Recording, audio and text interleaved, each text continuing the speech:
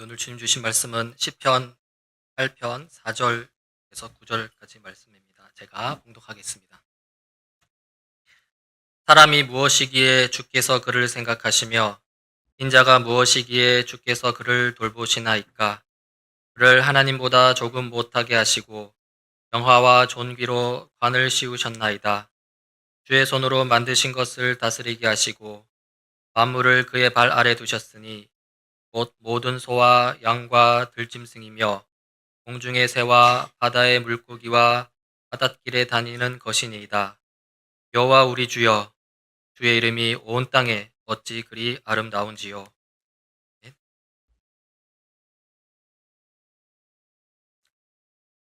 신약 성경에서 예수님을 예수 그리스도라고 부릅니다.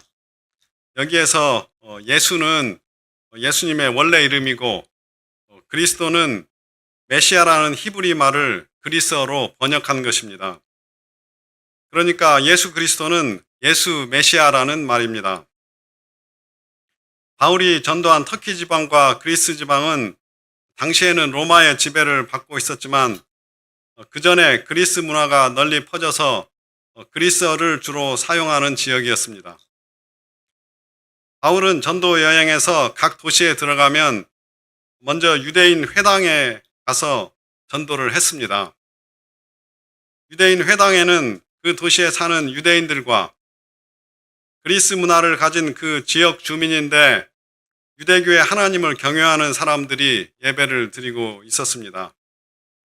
이들은 구약 성경을 가지고 예배를 보았기 때문에 구약에 많이 등장하는 메시아 예언에 익숙해 있었고 그래서 메시아를 기대하며 기다리고 있었습니다. 이러한 배경에서 바울은 구약에서 말하는 메시아가 바로 예수님이다 라고 전했습니다. 그러면 일부의 유대인과 상당수의 지역 주민이 예수님을 믿게 되었습니다. 그러나 항상 이러한 상황에 시기한 유대인이나 지역 주민이 폭동을 일으켜서 바울은 많은 고난을 당했습니다. 즉 바울이 전도를 할 때 듣는 사람들은 이미 메시아라는 개념을 가지고 있었고 그 상태에서 바울이 예수님이 메시아라고 전했기 때문에 예수님이 메시아라는 이 가치가 듣는 사람에게 잘 전달될 수 있었습니다. 19세기 말에 서양 선교사들이 조선에 들어와서 예수님을 전하기 시작했습니다. 당시 조선 사람들에게 예수라는 이름은 어떤 의미가 있었을까요? 아마 대부분 사람에게는 아무런 의미도 없었을 것입니다. 왜냐하면 당시 조선 사람들은 예수라는 이름을 들어본 적이 없었기 때문이죠. 아마 그 전에 있었던 이 천주교 박해를 떠올리는 사람이 조금은 있었을 것입니다. 그런데 이렇게 우리나라에 들어온 서양 선교사들이 전도를 하면서 동시에 하는 일들이 있었습니다. 병원을 세워서 현대 의술로 병자들을 고쳐주었습니다. 당시 조선 사람들은 병에 걸리면 구슬하곤 했는데 이 서양 선교사들이 현대 의술로 병을 고쳐주곤 했죠. 또 학교를 세워서 논어 맹자가 아닌 실용적인 교육을 가르쳤습니다. 또 당시 조선은 양반과 평민과 노비 같은 신분이 엄격하게 구분되어 있는 사회였는데 모든 사람이 평등하다는 사상과 민주주의를 가르쳤습니다. 당시 망해가는 나라였던 조선에 살던 사람들에게 서양 선교사들이 전한 가치는 현대의술, 그 다음에 실용적인 교육, 평등 사상과 민주주의 같은 것들이었습니다. 이것이 선교사들이 전한 예수라는 이름에 실려있던 가치들이었습니다. 그래서 당시 사람들이 이 예수라는 이름을 적극적으로 받아들이면서 기독교가 우리나라에 빠르게 전파되었습니다. 이러한 그 배경의 내용은 그 미스터 선샤인이라는 드라마에도 잘 나타나 있습니다. 사실 우리나라는 기독교 선교가 성공적으로 이루어진 거의 유일한 나라입니다. 다른 나라들에는 대부분 기독교가 유럽의 제국주의와 함께 전파되었습니다. 유럽의 한 국가는 아프리카에서 흑인들을 노예선에 태워서 남아메리카로 노예로 파는 노예 무역을 하고 있었는데, 그 흑인들을 노예선에 태우기 직전에 신부가 세례를 주는 일을 하고 있었습니다. 너무 말이 안 되는 일인데요. 만약에 신부가 제대로 기독교적인 가치를 가졌다면 자기 나라 사람들이 노예 무역하는 것을 말렸어야 되는 거죠. 미션이라는 영화를 보면 한 선교사가 남아메리카의 오지에 목숨을 걸고 선교를 하러 들어갑니다. 그래서 어려운 과정을 거쳤지만 결국 그 부족이 다 믿게 됐는데, 나중에 그 선교사의 나라가 그 땅을 차지하기 위해서 군대를 보내서 그 부족을 다 죽이는 그러한 내용이 나옵니다. 이렇듯이 많은 나라에서 기독교는 정복자의 종교로 전파가 되었습니다. 그러면 피정복자에게 예수라는 이름에 실려있는 가치가 무엇인지 우리가 다시 생각해 봐야 되는 거죠. 지금 우리에게 중요한 질문은 현재 우리나라에서 예수라는 이름에 실려있는 가치가 무엇인가 하는 것입니다. 제가 여러 교수들과 함께 캠퍼스에서 대학교회를 세우고 여러 가지 사역을 하던 때에 저희가 여름방학에는 학생들과 함께 전도여행을 갔습니다.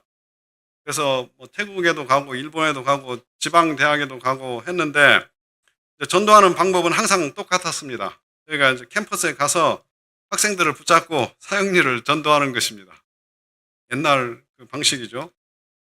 근데 그 중에 전도가 제일 안 되는 곳이 어디였을까요? 단연코 우리나라 대학이었습니다. 다른 외국 대학에 가면 전도가 상당히 잘 됩니다. 근데 우리나라 대학에서는 일단 우리가 학생을 붙잡고 이 사람이 말을 들어줘야 되지 않습니까? 근데 우리나라 대학에서는 아예 들으려고 하지를 않는 거예요. 들으려고 하는 사람이 없습니다. 왜냐하면 우리나라에서 이 교회 이미지가 이미 나빠졌기 때문인 거죠. 이게 20년 전의 이야기인데 지금은 우리나라에서 교회 이미지가 더 나빠졌습니다. 그러니까 우리나라 교회는 자기 교회만을 키우는 일을 하죠.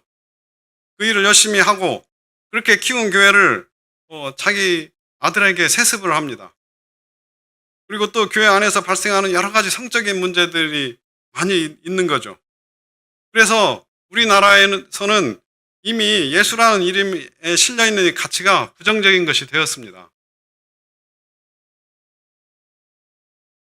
우리는 언제나 예수님을 전하지만 그 전달되는 가치는 시대에 따라 다르고 나라에 따라 다릅니다.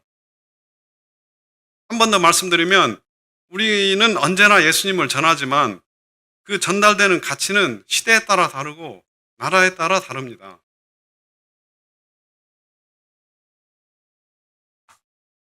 지금 우리나라는 어떤 나라입니까? 얼마 전 뉴스에 나온 건데요. 인구 5천 명 이상인 나라 중에서 1인당 국민소득으로 우리나라가 세계 6위라고 합니다.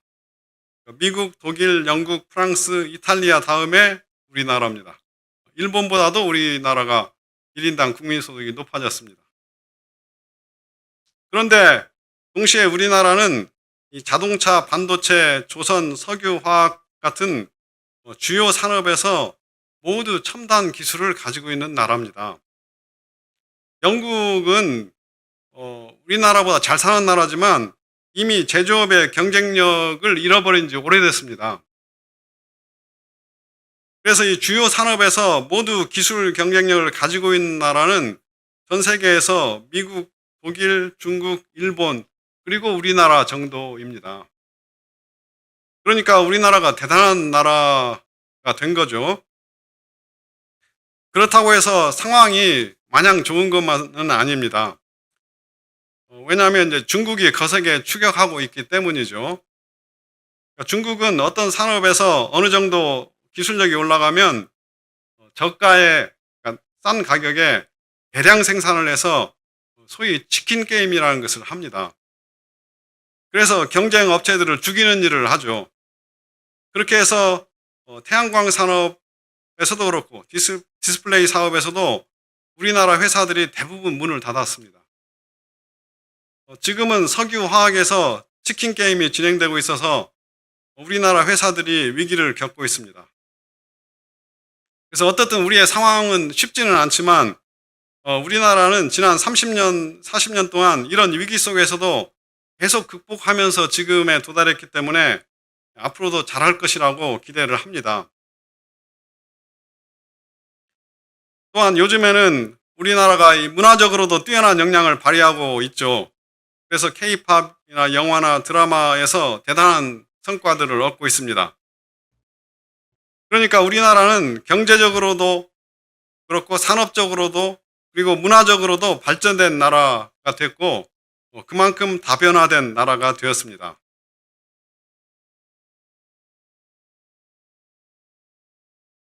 이렇게 발전되고 다변화된 사회에서 기독교는 어떤 가치를 전달할 수 있는가 하는 것이 우리의 질문이죠. 여러 가지가 있을 수 있지만 그 중에 중요한 가치는 소명이라고 생각합니다. 이 소명은 영어로는 콜링이고 우리말로는 부르신 바인데요. 사실 이 소명은 새로운 가치가 아닙니다. 루터나 칼비 같은 종교 개혁자들은 소명을 기독교의 중요한 가치라고 가르쳤습니다. 루터가 말하기를 하나님이 받으실 만한 삶의 방식은 수도원에서 하는 금욕주의가 아니라 세상 속에서 각 개인에게 주어진 의무를 성실히 수행하는 것이다. 따라서 모든 합법적인 소명은 하나님 앞에서 같은 가치를 가지고 있다. 어떤 직업이든지 주부로 일하든지 이렇게 얘기를 했습니다. 칼빈도 모든 합법적인 직업은 하나님이 주신 소명이다. 그리고 또 이렇게 얘기했는데요. 소명은 그냥 주어지는 것이 아니고 종교적 책임감으로 힘들여 노력해서 얻는 것이다. 즉 소명은 단순히 우리가 타고난 재능이 아니고 재능에 더해서 종교적 책임감으로 힘들게 노력해서 얻은 것이라는 것입니다. 그리고 또 칼빈이 말하기를 하나님이 소명에 대해서 책임을 물으실 것이기 때문에 각 개인은 소명에 대해서 열심히 일해야 하고 성실하게 일해야 한다. 그리고 소명을 열심히 수행하는 것이 바로 하나님을 섬기는 것이다. 라고 이렇게 말을 했습니다. 또 청교도인 백스터라는 사람은 이런 얘기를 했는데요. 소명을 열심히 수행하다 보면 일반 사람들과 구별되는 전문성을 얻을 수 있다. 그래서 일반 사람들에게 혼란스럽게 보이는 일에서 소명이 있는 사람, 즉 전문성이 있는 사람은 체계적인 것을 보고 체계적으로 일을 처리할 수 있다. 라고 얘기를 했습니다. 이렇게 이 소명이라는 것은 루터나 칼빈뿐만이 아니고 이 청교도들이 굉장히 중요한 기독교적인 가치로 가르쳤습니다. 그런데 우리나라 교회에서는 목사나 선교사가 되는 것에 대해서만 이 부르심이라는 것을 얘기를 합니다. 나머지 직업에 대해서는 세상적인 일이라고 생각하고 그 일을 열심히 하는 것은 자기 욕심을 채우려는 것이라고 얘기합니다. 루터나 칼빈의 가르침에 어긋나는 것이죠. 그래서 우리나라 교회에서는 신앙이 좋은 사람은 목사나 선교사가 돼야 되는 것처럼 느끼게 됩니다. 실제로도 그렇습니다. 제가 대학부나 청년부 때 신앙생활을 열심히 했던 사람 중에 많은 사람이 결국 목사나 선교사가 되었습니다. 좀 더 구체적인 예를 들면 제 동생이 치과 의사입니다. 그리고 재수 씨도 의사인데요. 그러니까 두 사람이 오랜 과정과 힘든 과정을 거쳐서 의사가 됐는데 두 사람 다 의사로서의 삶에 큰 의미를 느끼지 못하고 선교사가 돼야 된다고 계속 생각을 했습니다. 그러다 결국 선교사가 됐습니다. 그래서 처음에는 방글라데시에 갔고 그 다음에 요르단에 갔는데 그 나라에서는 의사로 활동할 수가 없기 때문에 한 사람씩 붙잡고 성경 공부하는 일을 하고 있었습니다. 그런데 무슬림 국가이기 때문에 사역의 성과가 아주 미미했습니다. 전도가 잘 안 되는 거죠. 그래서 요르단 사역 이후에 우리나라에 돌아와서 한동안 머물렀는데 그래도 결국 다시 이집트로 갔습니다. 그래서 지금은 이집트에서 이제 콥트 교도들에게 전도하는 일을 하고 있는데요. 제가 동생한테 여러 번 얘기를 했는데요. 우리나라에 노동자로 들어와 있는 무슬림들이 많이 있는데 이 사람들에게 치과 치료를 공짜로 해주면 훨씬 전도가 잘 될 것이다. 이 얘기 여러 번 했는데 아무 소용이 없더라고요. 의사로서 소명을 느끼지 못하는 거예요. 그리고 선교사로 가야만 된다는 생각에서 벗어나지를 못하는 거예요.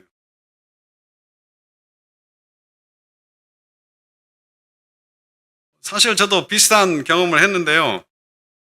제가 중고등학교 다닐 때 이 수수께끼 문제를 좋아했습니다. 예를 들면 강 한쪽에 선교사가 3명 있고 식인종이 3명이 있고 배가 하나 있는데 이 사람들이 무사히 강을 건너려면 어떻게 해야 되느냐, 이런 수수께끼 혹시 들어본 적 있으신지 모르겠는데요. 제가 이런 문제를 좋아해가지고 혼자 이런 문제를 막 찾아가지고 열심히 풀고 이렇게 했었거든요. 근데 대학 때 제가 컴퓨터공학과라는 데를 들어갔는데 무슨 과인지도 모르고 들어간 거죠, 그 당시에는. 근데 저희 학과 친구 중에 한 명이 또 이 수수께끼를 좋아해서 학교로 이 수수께끼 문제를 가지고 오곤 했습니다. 그러면 이제 제가 그걸 열심히 풀어줬죠. 다른 친구들 다 구경하고 그런 일들이 여러 번 있었습니다. 물론 저는 이전에 거의 다 풀어본 문제이기 때문에 그 문제들을 푸는데 별 문제가 없었습니다. 그래서 어떻든 저한테 이런 이상한 재능이 있었는데 컴퓨터 분야에서 공부를 해보니까 이 컴퓨터 분야의 전공 중에 하나가 바로 이것입니다. 이 아까 그 식인종 문제에서 무사히 강을 건너는 방법이 바로 알고리즘입니다. 요즘은 이 알고리즘이라는 말이 널리 알려진 말이지만 사실 예전에는 이 컴퓨터 분야에서만 쓰던 말이거든요. 그리고 컴퓨터 분야에서 한 분야를 가리키는, 한 전공을 가리키는 말인데요. 그러니까 제가 이 과에 잘 알지도 모르고 못하고 들어왔는데 와 보니까 제 재능하고 맞는 전공이 하나 있는 거예요. 그러니까 이제 저는 당연히 이걸 해야 되겠다고 생각을 해서 저희 학교에서 석사과정에 들어가면서 이 알고리즘을 전공하게 됐습니다. 제가 어렸을 때부터 교회를 다녔지만 제대로 신앙을 가진 것은 대학교 4학년 때였습니다. 그런데 신앙을 가지니까 컴퓨터를 전공하는 것이 무슨 의미가 있지? 이런 생각이 들었습니다. 이 컴퓨터는 창조 때 있었던 것이 아니잖아요. 아니고 나중에 사람이 만든 것인데 이것을 전공하는 것이 신앙적으로 무슨 의미가 있지? 이런 생각이 드는 거죠. 그래서 나도 신학교를 가야 되는 게 아닌가, 이런 생각을 심각하게 했습니다. 그런데 그때 마침 이 합동신학원이 새로 설립이 됐는데 학교 건물이 없어서 제가 다니는 교회 건물에서 수업을 진행했습니다. 지금도 합동신학원의 그 역사를 이렇게 들어가서 보시면 이 내용이 나옵니다. 그래서 마침 저희 교회에서 이제 수업을 다 진행을 하니까 제가 이제 석사과정 다닐 때였는데 일주일에 이틀을 오후에 그 교회에 가가지고 이 합동신학원 그 과목을 청강을 했습니다. 그래서 저는 특별히 이제 시간을 내서 청강을 하는 것이기 때문에 열심히 가서 들었죠. 근데 오후 시간이니까 많은 학생들이 졸더라고요. 그래서 처음에 조금 이상하다 이런 생각이 들었는데요. 어떻든 거기에서 제 중학교 동창을 한 사람을 만났습니다. 그래서 이제 신학생들과 약간 대화를 할 수 있게 됐어요. 그런데 이 신학생들의 초미의 관심사는 어떻게 하면 목회를 잘할까였습니다. 그래서 이 사람들이 말하는 5가지 계명이 있는데요. 그 첫 번째가 목이 좋은 곳에 교회 자리를 잡아야 된다. 였습니다. 나머지 4개는 제가 잊어버려서 기억이 안 나는데요. 그래서 이제 제가 한 학기 동안 청강을 하고 이렇게 사람들하고 대화를 하고 나서 한 학기가 지나고 나서 이제 제가 깨달은 것이 신학교도 하나의 직업으로 가는 길이구나. 이런 생각이 들었습니다. 그렇다면 내가 왜 컴퓨터를 공부해야 되는지, 신앙적으로 무슨 의미가 있는지 모르겠지만 직업으로서는 목회를 하는 것보다는 알고리즘을 하는 것이 더 맞겠다 싶어가지고 제가 알고리즘 분야로 유학을 가야 되겠다고 생각을 했습니다. 그래서 이제 유학을 가서 이 알고리즘을 공부하는데 이게 이제 저희 분야에서 알고리즘이라고도 부르고 계산 이론이라고도 부르는 분야입니다. 그런데 유학 초기에는 아주 힘들었습니다. 왜냐하면 이제 제가 저희 컴퓨터과의 2회 졸업생인데 저희 과 초기 졸업생 중에 이 계산 이론을 전공한 사람은 저밖에 없었습니다. 제 앞에도 없고 제 뒤에도 한참 동안 없었습니다. 그러니까 제가 석사과정 하는 중에 거의 독학을 했습니다. 저 혼자서 그냥 공부를 한 거죠. 같이 공부할 사람도 없었고.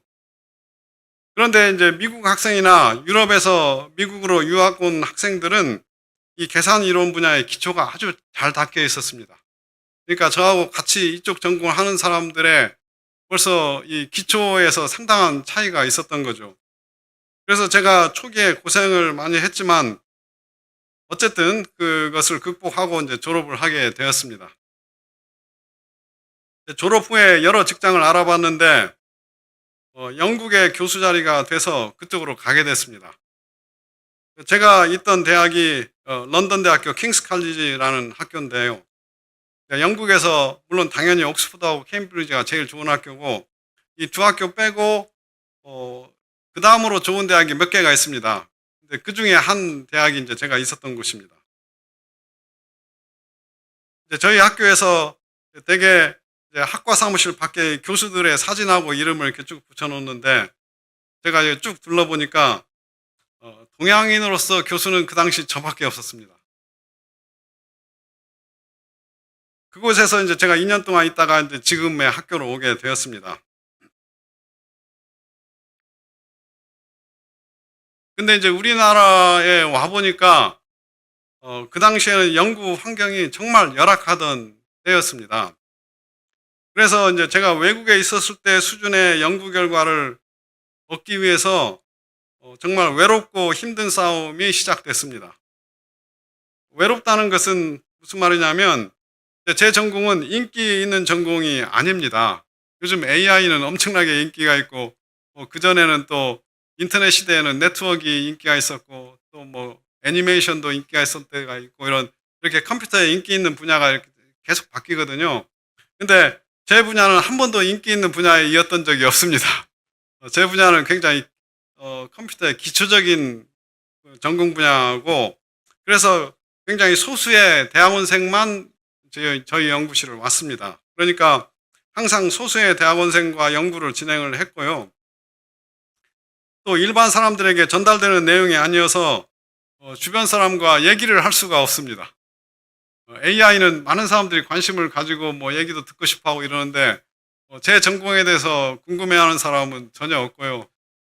이런 전공이 있는지도 모르니까요. 그리고 제가 얘기를 할 수도 없을 정도로 굉장히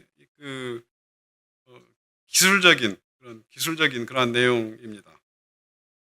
그래서 항상 이 연구를 진행하는 것이 외로운 과정이었고요.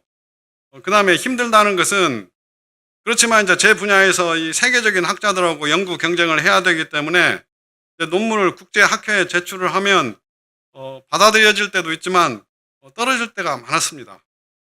그래서 떨어지면 며칠 동안 스트레스 확 받고 하여튼 며칠 후에 다시 스트레스 회복하고 연구하고 이렇게 하는 그런 외롭고 힘든 싸움을 30년 동안 제가 진행을 한 겁니다. 지금도 여전히 하고 있고요. 지금도 여전히 외롭고 힘든 싸움입니다. 그런데 이제 2022년에 국가연구개발 우수성과 100선이라는 게 있는데요. 거기에 이제 제 연구 결과가 선정이 되었습니다. 그 중에서도 전기, 전자, 컴퓨터 분야에서 최우수 성과로 선정이 되었습니다.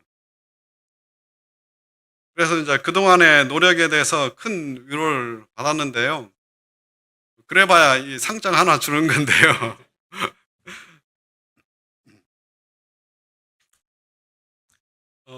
30년 전에는 우리나라에서 거의 대부분의 분야에서 세계적인 연구 결과가 나오지를 못했습니다. 거의 그런 연구가 없었던 거죠. 그런데 지금은 이공계 거의 모든 분야에서 세계 정상급 연구 결과들이 나오고 있습니다. 저도 그 중에 한 분야를 이끌어오는 역할을 했다는 것에 대해서 제 스스로 자부심을 느끼고 있습니다. 그것이 제 소명이었던 거죠.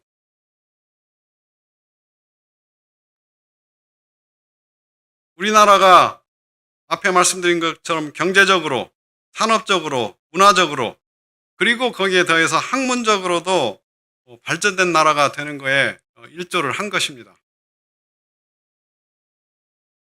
그런데 제가 이렇게 길게 설명한 이유는 우리나라 교회 환경에서는 목사나 선교사가 아닌 길에서 소명을 찾아가는 과정이 정말 쉽지 않다는 것입니다.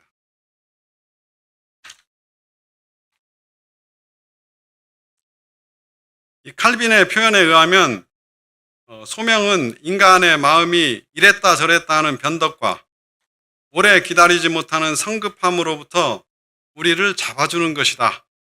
이렇게 얘기를 합니다.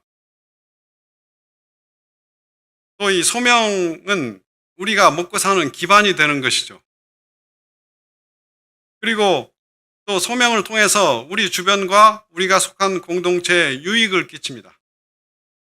그래서 소명은 하나님을 섬기는 것이다. 이렇게 칼빈은 얘기하고 있습니다. 오늘 본문 말씀을 보면 하나님이 인간을 대단한 존재로 만드시고 만물을 다스리도록 하셨다. 이렇게 얘기하고 있죠. 근데 사실 하나님이 만물을 다스리시는데 우리도 그 일에 참여하도록 하셨다는 거죠. 그러니까 우리가 사실 하나님이 이 온 세상을 다스린다고 그렇게 말은 하는데 사실 기독교인이 하나님이 이 세상을 어떻게 다스리는지 잘 이해하지 못하고 있거든요. 그러니까 많은 기독교인들이 교회 일에만 익숙하지 하나님이 어떻게 세상을 다스리는지에 별로 관심이 없습니다. 그래서 하나님이 이 세상을 어떻게 다스리시는지를 잘 이해하지를 못합니다. 우리 기독교인은 적어도 자기 소명의 영역에서는 하나님이 세상을 어떻게 다스리시는지 이해해야 됩니다. 그리고 그 하나님의 다스리심에 참여해야 됩니다.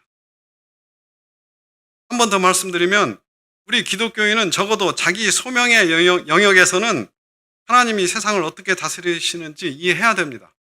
그리고 그것을 보고 내가 이 일에 이렇게 참여를 하면 되는구나 라고 해서 그 하나님의 다스리심에 참여를 해야 되는 것입니다.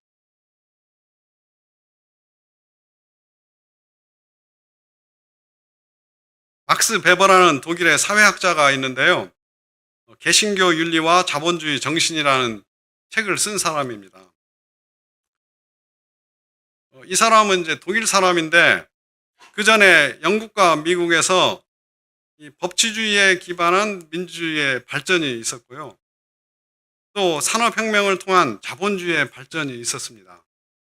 이 두 가지 사건은 이 수천 년의 인류 역사에서 없었던 일입니다. 그렇잖아요? 이 수천 년의 인류 역사는 거의 이 왕정이라는 체제로만 내려왔거든요. 어느 곳이든지. 근데 이때 처음으로 법치주의에 기반한 민주주의라는 것이 생겨났어요. 그리고 산업혁명을 통해서 자본주의라는 것이 발전을 하게 됐는데, 그런데 그것이 영국하고 미국에서 시작됐잖아요. 그러니까 이 독일 사람인 막스 베버가 어떻게 해서 저런 인류 역사상 없었던 일이 저 영국하고 미국에서 발생을 했는가, 그 근본 원인이 무엇일까를 고민해가지고 쓴 내용이 바로 이 책입니다. 물론 그 원인이 여러 가지가 있을 수 있지만 이 베버라는 사람은 이 청교도들이 가지고 있었던 가치관이 중요한 역할을 했다라고 말합니다.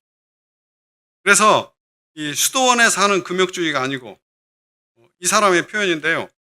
세상 속에서의 금욕주의. 세상 속에서의 금욕주의가 중요한 역할을 했다. 이렇게 쓰고 있습니다. 이 세상 속에서의 금욕주의라는 것은 뭐냐면 이 세상 속에서 소명을 열심히 수행하면서 동시에 절제된 삶을 사는 것. 사치를 하지 않고 쾌락을 추구하지 않고 절제된 삶을 사는 것이 그 근본 원인이었다. 그러다 보니까 이 사람들이 부를 쌓을 수가 있었고 사회에 대해서도 법치와 민주주의를 요구할 수 있었고 그것이 자본주의를 발전시키는 힘이 됐다. 이렇게 막스 베버가 얘기를 하고 있습니다.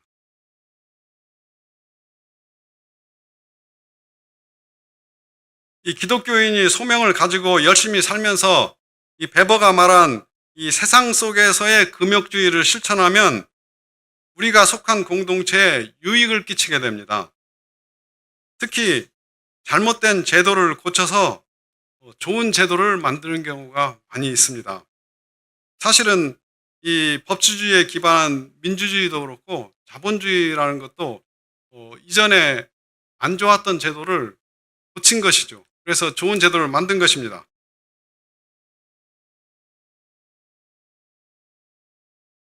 이런 일이 발생하면 그 혜택은 비기독교인을 포함해서 많은 사람이 받게 됩니다.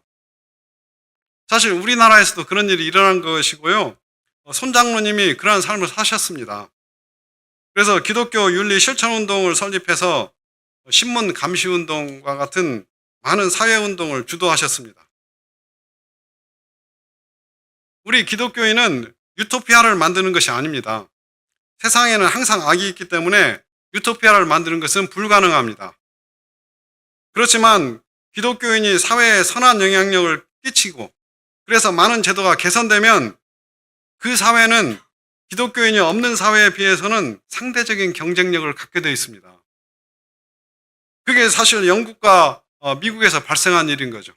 다시 한번 말씀드리면 기독교인이 사회에 선한 영향력을 끼치고 그래서 많은 제도가 개선되면 그 사회는 기독교인이 없는 사회에 비해서는 상대적인 경쟁력을 갖게 되어 있습니다. 그래서 이것이 영국과 미국에서뿐만이 아니고 지금 우리나라에서도 발생하고 있는 일입니다. 2차 세계대전 이후에 독립한 많은 나라들이 가난과 독재를 거쳤습니다.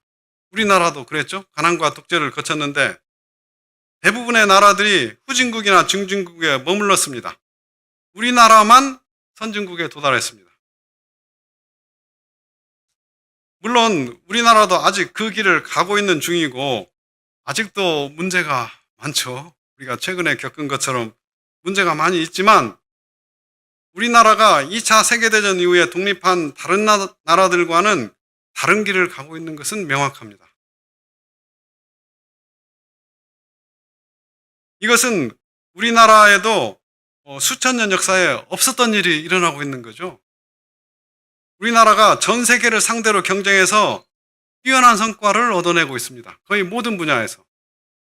우리나라가 이렇게 해본 적이 역사에 없는 거죠. 전 세계를 상대로 우리가 경쟁을 해본 적이 있습니까? 그런 일이 우리나라에 없었습니다. 전 세계를 상대로 경쟁해가지고 뛰어난 성과를 얻어내는 일이 지금 모든 분야에서 이루어지고 있습니다. 이 시점에 우리나라에서 기독교가 전해야 되는 가치는 무엇이냐는 거죠. 바로 소명이라고 생각합니다. 모든 기독교인이 자기 소명을 깨닫고 자기 소명을 열심히 수행해서 우리가 속한 공동체에 유익을 끼치면서 참된 하나님 나라를 만들어가는 것이 바로 이 시대에 주어진 사명이라고 생각합니다. 그러니까 기독교인이 내가 원하는 것을 얻어내는 것이 기독교가 아닙니다. 그건 내 생각에 나를 한정시키는 것이죠. 근데 하나님이 나에게 주신, 나를 부르신 그 소명을 따라가면 하나님의 소명은 나의 생각에 제한되는 것이 아니거든요. 하나님이 이 시대를 이끌어 가시는 그 하나님의 뜻에 속한 것이거든요. 그래서 우리 기독교인 각자가 소명을 찾아서 그 길을 열심히 따라가는 것이 결국 이 시대에 하나님의 뜻을 이루는 길이라는 것입니다. 다 같이 이 말씀을 가지고 기도하면 좋겠습니다.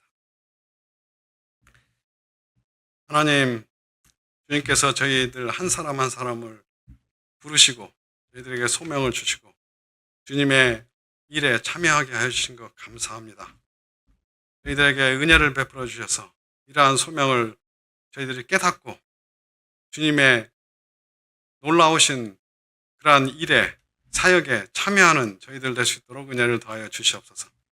그러한 일을 감당하는 우리 교회 될 수 있도록 주님께서 은혜를 더하여 주시옵소서.